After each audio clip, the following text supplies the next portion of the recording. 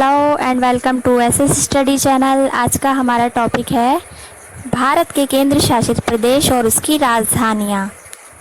जैसा कि आपको पता ही है, इससे पहले हम भारत के राज्य और उसकी राजधानियों के बारे में पढ़ चुके हैं, साथ ही साथ उसके ब्रीफ इंट्रोडक्शन के बारे में भी हम जान चुके हैं। अगर आपने भारत के राज्य और राजधानियों वाला टॉपिक नहीं देखा है तो आप जाकर देख सकते हैं। और आज का टॉपिक हमारा स्टार्ट करने से पहले आप सब्सक्रिप्शन के बटन को दबा दीजिए।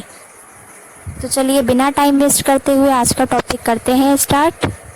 जैसा कि आप सब जानते ही हैं, सन 2014 में आंध्र प्रदेश को दो अलग अलग हिस्सों में बांट दिया गया था और उसमें से एक अलग राज्य बनाया गया, तेलंगाना। इस प्रकार आंध्र प्रदेश में दो राज्य बन गए, एक था आंध्र प्रदेश, दूसरा था तेलंगाना। आज हम बात करेंगे भारत के केंद्र शासित प्रदेशों की, लेकिन इससे पहले हम जानेंगे कि राज्य और केंद्र में क्या फ़र्क है। तो जो राज्य होता है वो राज्य की सरकार होती है, वो राज्य के अंतर्गत रहकर ही कार्य करती है। इसका मतलब है जो राज्य सरकार है उसका कार्य क्षेत्र राज्य तक ही सीमित होता है, जबकि केंद्र सरकार का कार्य क्षेत्र पूरे देश में होता है। या फिर हम कह सकते हैं कि वो किसी भी देश में या फिर भारत में के मध्य में रहकर कार्य करती है। कौन? केंद्र सरकार। इस प्रकार केंद्र सरकार का जो कार्य क्षेत्र है वो राज्य सरकार से काफ़ी बड़ा है। तो जो राज्य के अलग दायित्व हैं और जैसे ही राज्य के दायित्व हैं वैसे ही केंद्र सरकार के भी अपने दायित्व हैं। तो अभी हमने जाना कि राज्य और केंद्र सरकार उसके दायित्वों में क्या फ़र्क है। आगे हम बढ़ते हैं। तो इस तरह इंडिया में दो नए केंद्र शासित प्रदेशों का उदय हुआ। कैसे? पिछले साल यानी कि 2019 में, पिछले साल 370 धारा को जम्मू कश्मीर से हटा दिया गया और उसे राज्य का दर्जा ना देकर के केंद्र शासित घोषित कर दिया गया। इसका मतलब पहले जो जम्मू कश्मीर था वो एक राज्य था, लेकिन धारा 370 हटने से वो एक केंद्र शासित प्रदेश बन गया।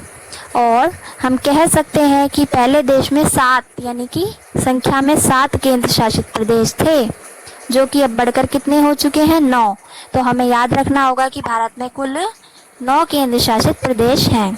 अब भारत के केंद्र शासित प्रदेश और उनकी राजधानियों के बारे में जानते हैं। इसमें आप फर्स्ट नंबर पे देख पा रहे होंगे अंडमान और निकोबार द्वीप समूह, जिसकी राजधानी क्या है? Port Blair. जी हाँ, पोर्ट ब्लेयर। सेकंड नंबर पे इसमें है चंडीगढ़। चंडीगढ़ की राजधानी स्वयं चंडीगढ़ ही है। थर्ड नंबर पे दादर और नागर हवेली, जिसकी राजधानी है सिलवासा।